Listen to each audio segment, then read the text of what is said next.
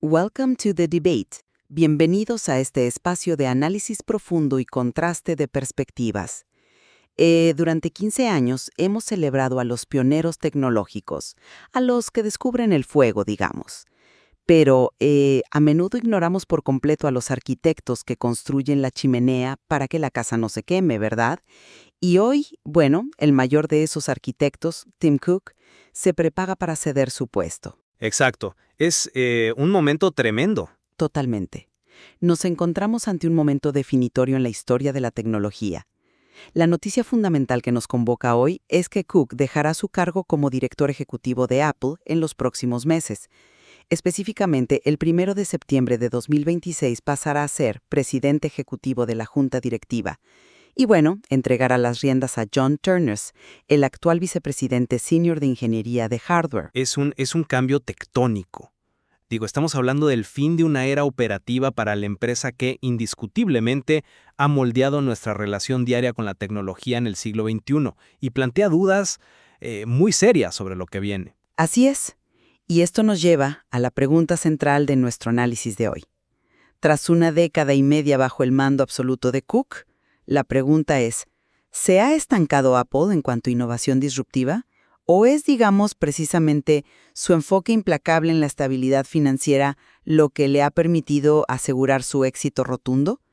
Yo, como defensora en esta sesión, sostendré que el enfoque metódico de Apple bajo Tim Cook la ha convertido en un gigante inquebrantable, manteniendo su éxito supremo a través de una estabilidad financiera sin precedentes. Y yo, por mi parte, argumentaré que, al priorizar la cautela sobre el riesgo, Apple se ha estancado en la innovación, perdiendo ese espíritu revolucionario que alguna vez la definió. Bueno, para fundamentar mi posición, creo que no podemos ignorar la metamorfosis estructural de la empresa. A ver, cuando Tim Cook asumió el cargo en 2011, tomó una compañía con una capitalización de mercado de $350 mil millones. Ajá. Hoy deja una entidad valorada en la asombrosa cifra de $4 billones. O sea, se mantiene en el top 3 mundial codo a codo con titanes como Nvidia y Google. Y quiero ser muy clara en esto. La supuesta falta de riesgo que tantos críticos señalan no es un defecto, es la virtud administrativa suprema.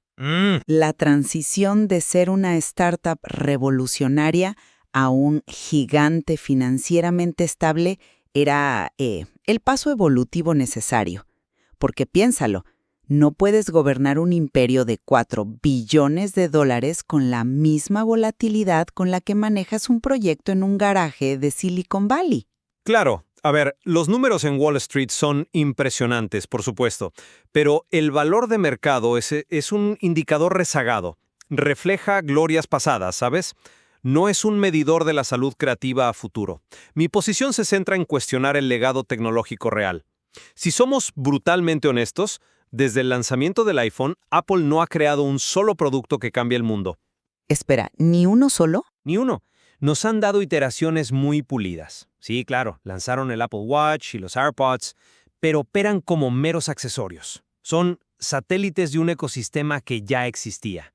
Y cuando finalmente intentaron dar un salto audaz con la realidad mixta, los Apple Vision Pro, presenciamos un fracaso comercial y de adopción enorme. Bueno, fracaso es una palabra muy fuerte. Pero es que ni siquiera sus usuarios más leales se quedaron con ellos.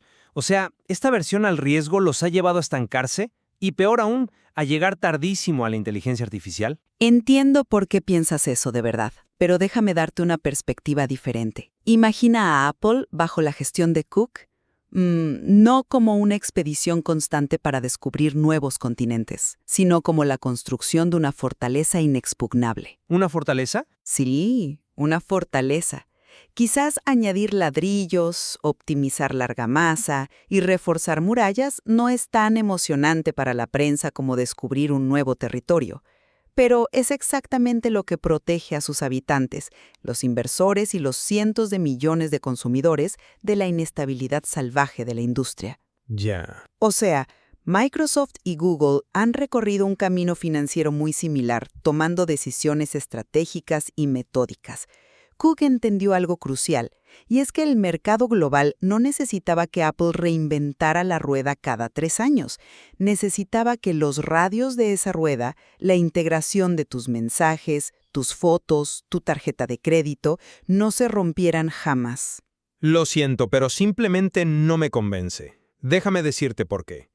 Una fortaleza inexpugnable eventualmente se convierte en una prisión dorada si nadie sale a explorar.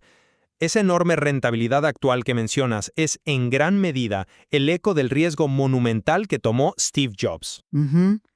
O sea, Cook ha estado administrando un monopolio de facto, que él no inventó. El propio Cook, y esto es muy revelador, solía llamarse a sí mismo el Atila de los almacenes. Y eso es exactamente lo que ha sido. Un genio de la cadena de suministro, pero no de la disrupción. Espera, detente ahí un segundo. Porque este es un concepto clave.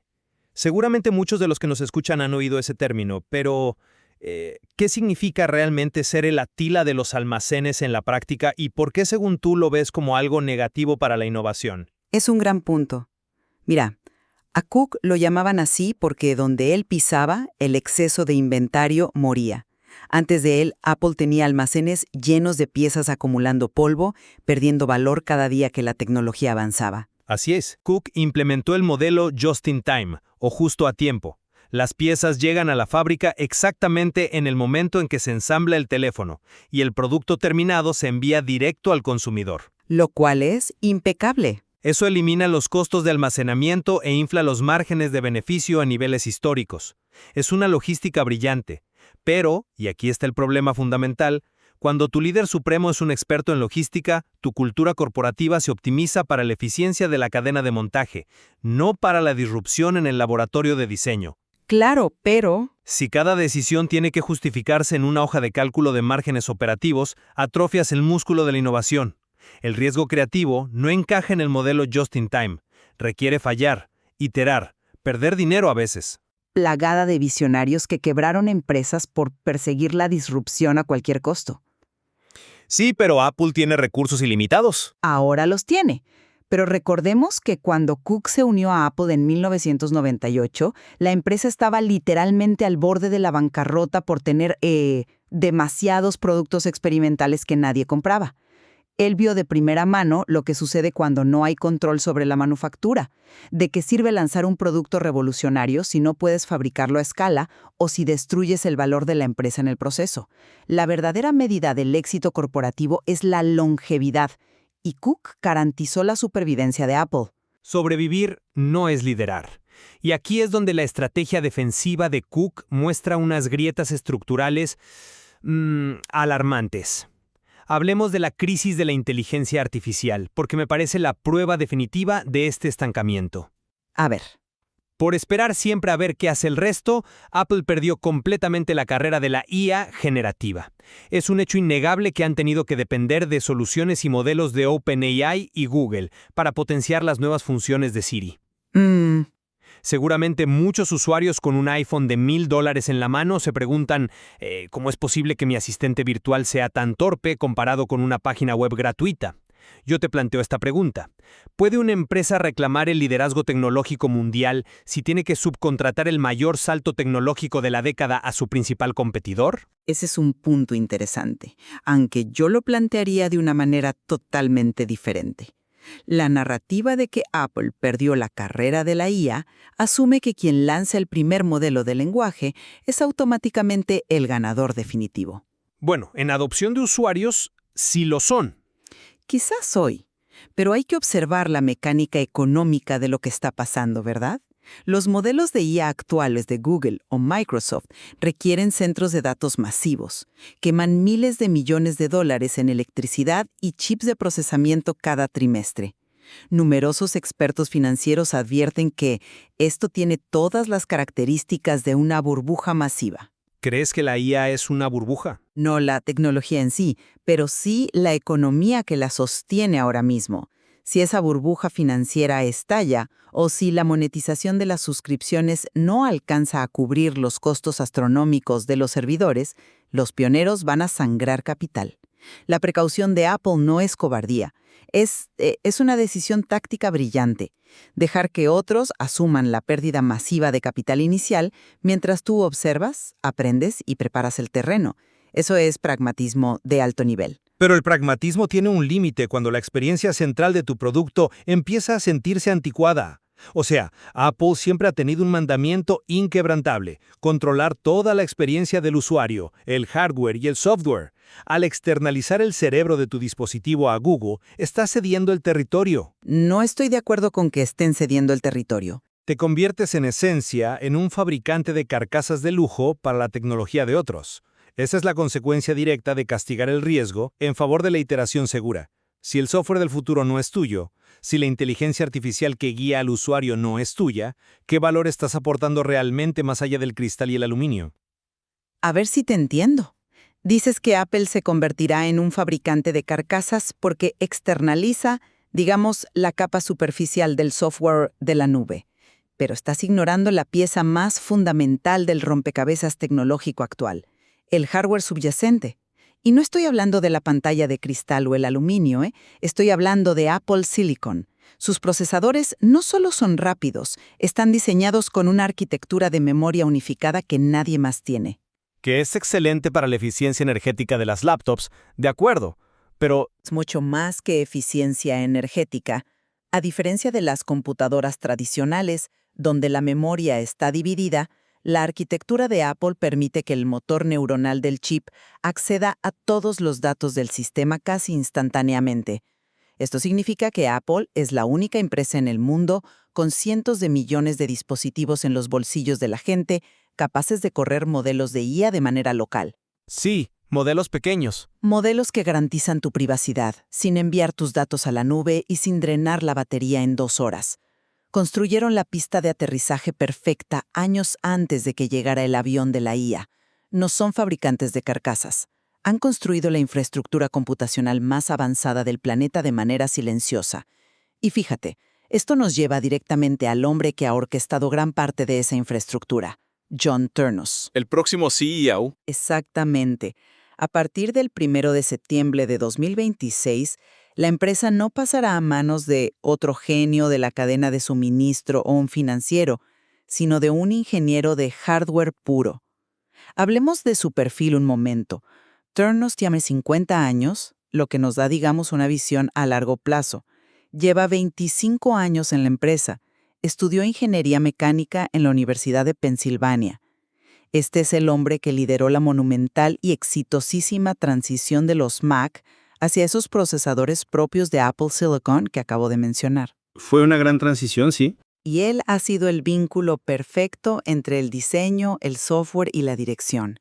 Incluso hace poco, él lideró el lanzamiento del MacBook Neo, un movimiento táctico brillante para capturar el mercado de laptops económicas frente a las Chromebooks de Google, demostrando que puede innovar en la democratización del acceso a la tecnología.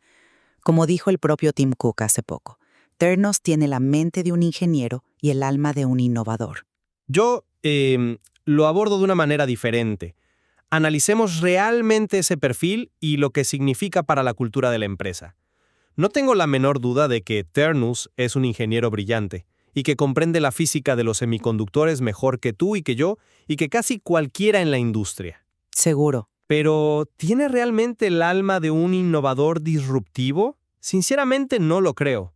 Sus proyectos recientes son de una calidad técnica intachable, pero carecen de la capacidad de cambiar paradigmas. Y no podemos ignorar el elefante en la habitación, ¿eh? Ternus estuvo a cargo del desarrollo técnico del Apple Vision Pro. El cual es una absoluta maravilla de la ingeniería. Es un milagro de la ingeniería, sí, pero un fracaso estrepitoso en la comprensión del comportamiento humano. Y eso es clave. Cuando hablamos de computación espacial con el Vision Pro, la promesa no era solo vender gafas de realidad virtual para jugar videojuegos, ¿verdad? La promesa era reemplazar las pantallas físicas, tu televisor, tu laptop, integrando interfaces digitales en tu entorno real. Y lo lograron técnicamente. Pero el producto aisló al usuario. Era pesado, solitario y totalmente desconectado del mundo exterior, a pesar de tener las mejores pantallas del mercado y las cámaras de paso. Y aquí surge el mayor cuestionamiento para el futuro. Sabemos que Ternus no es un Steve Jobs, no tiene ese campo de distorsión de la realidad capaz de convencer a la humanidad de adoptar un comportamiento totalmente nuevo, por más extraño que parezca. Y tampoco es el prodigio logístico y financiero que es Cook. Bueno, no tiene por qué ser copias de sus predecesores. Claro, pero entonces, si tu nuevo CEO es estrictamente un ejecutor técnico, un jefe de ingenieros, ¿quién en la cúpula va a inspirar a los desarrolladores a crear magia? Corremos el riesgo severo de que Apple se convierta definitivamente en una corporación de mantenimiento. Muy rentable, pero aburrida. Creo que tienes una visión muy romántica de lo que es la innovación, ¿sabes? Muy atada a la figura del líder mesiánico en un escenario con cuello de tortuga negro. Pero la inspiración en una empresa de esta magnitud, con más de 100,000 empleados, no siempre viene de alguien que grita o hace trucos de magia en una presentación. Viene de resolver problemas físicos imposibles. Pero esos problemas físicos tienen que servir a un propósito revolucionario. Y lo hacen. Innovar no es solo inventar una nueva categoría de producto de la nada. Es resolver problemas de escalabilidad, de eficiencia térmica, de rendimiento. Mencionaste el MacBook Neo con cierto desdén antes, como si fuera solo para competir con Android. Pero piénsalo. Crear una computadora accesible, utilizando chips de generaciones anteriores pero reciclando la arquitectura para que no se sobrecaliente y mantenga la calidad de construcción premium de Apple, eso requiere un nivel de sinergia entre ingeniería y manufactura que ninguna otra marca posee. Es, repito, excelencia en la manufactura. Sí, y Ternus conoce el inmenso esfuerzo que hay detrás de cada milímetro de producto. Confiar la empresa a un ingeniero pragmático que entiende la física y los límites de la tecnología es la jugada correcta para mantener a salvo el ecosistema. No necesitas a alguien que prometa teletransportación, necesitas a alguien que haga que los dispositivos de 4 billones de personas funcionen a la perfección todos los días. Entiendo la reverencia por la excelencia técnica, de verdad lo hago, pero la técnica pura, sin una visión que cuestione el status quo, es solo manufactura avanzada. Apple solía ser la empresa que te decía lo que necesitabas antes de que tú mismo supieras que lo querías. El primer iPhone fue un salto al vacío que enamoró al instante por su interfaz revolucionaria. Pero la industria madura. Sí, madura, pero ahora Apple lanza el MacBook Neo para responder defensivamente a un mercado dominado por Android y Google. ¿Ves el cambio de paradigma ahí? Han dejado de marcar el ritmo de la industria de consumo para reaccionar a las presiones del mercado inferior, mientras que en la gama alta subcontratan su futuro de inteligencia artificial a sus competidores. No lo subcontratan todo, ya hablamos de eso. Pero la cara visible sí. Y Ternus hereda una chequera infinita y una cadena de suministro que funciona como un reloj suizo, sí, pero también hereda una gigantesca crisis de identidad corporativa. La transición de 2026 no es solo un cambio de sillas en la junta directiva, es el momento en que Apple debe mirarse al espejo y decidir si se conforma con ser la empresa más grande y rica del mundo o si todavía tiene la ambición de ser la más importante. Porque hoy, ser la más rica no significa ser la que dicta el futuro. Es una distinción fascinante, pero creo que subestimas profundamente cuánto se superponen hoy en día la grandeza financiera y la importancia. O sea, no puedes tener un impacto global, real, tangible, si no tienes la escala para implementarlo. La influencia de Apple en la estandarización de la privacidad global, por ejemplo, o la adopción masiva de tecnología de salud preventiva a través del Apple Watch. Que son iteraciones. Pero iteraciones que salvan vidas. Literalmente avisa a la gente de arritmias cardíacas en tiempo real. Eso demuestra que siguen marcando pautas vitales. Tim Cook tomó una marca de culto, casi de nicho, y la transformó en una infraestructura de servicios esenciales para la vida moderna. Al delegar la dirección a Ternus con tanta anticipación y con tanta transparencia, Cook está asegurando una transición ordenada y sin dramas, algo que, admitámoslo, es rarísimo en Silicon Valley. Rarísimo e increíblemente higiénico. Pero, a ver, las grandes disrupciones a lo largo de la historia tecnológica provienen precisamente de la fricción, del caos creativo, de la urgencia desesperada por sobrevivir. Al eliminar toda fricción económica, al tener tanto éxito, Cook ha pulido tanto la manzana que le ha quitado buena parte de su sabor original. Tienen todo el dinero del mundo, Y sin embargo, el mundo tecnológico actual dictado por Apple se siente más aburrido y predecible que hace 10 años. Bueno, creo que estamos llegando a un punto donde nuestras perspectivas, aunque diametralmente opuestas respecto al valor del riesgo frente a la seguridad, nos permiten ver el cuadro completo de esta inmensa transición. Para sintetizar mi postura en este análisis, el legado indiscutible de Tim Cook y la elevación de John Ternus como futuro CEO demuestran algo fundamental, que la verdadera genialidad corporativa en nuestra era ya no reside únicamente en lanzar el próximo gran invento revolucionario cada 2 años en un evento llamativo.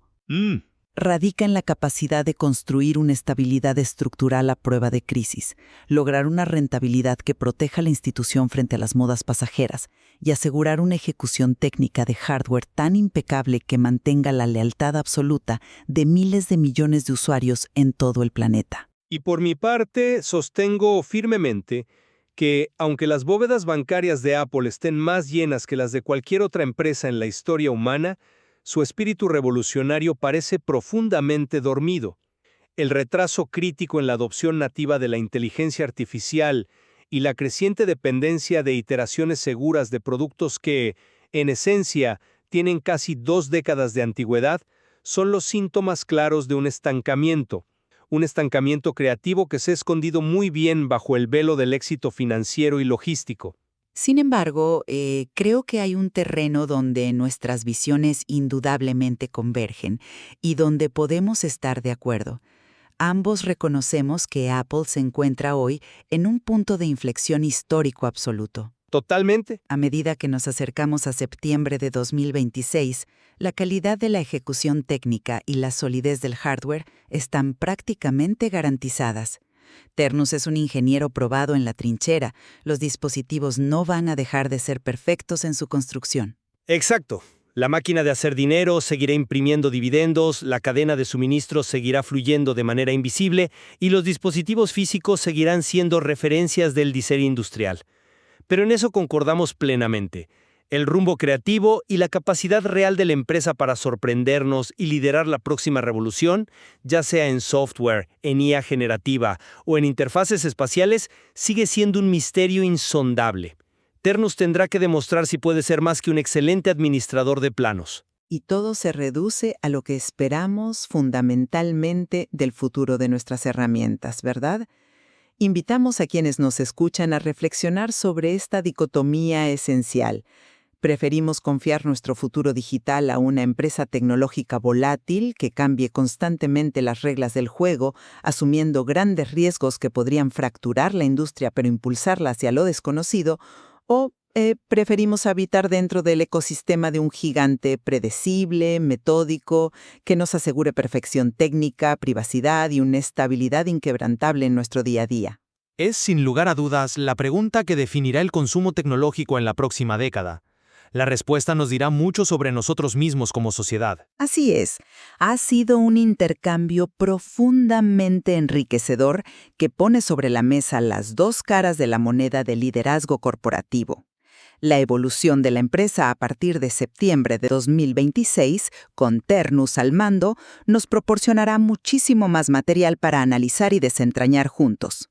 Volviendo a nuestra imagen inicial, queda por ver si los nuevos arquitectos decidirán que es momento de salir finalmente de la fortaleza perfecta que han construido para volver a enfrentarse a la impredecible y salvaje frontera de la innovación.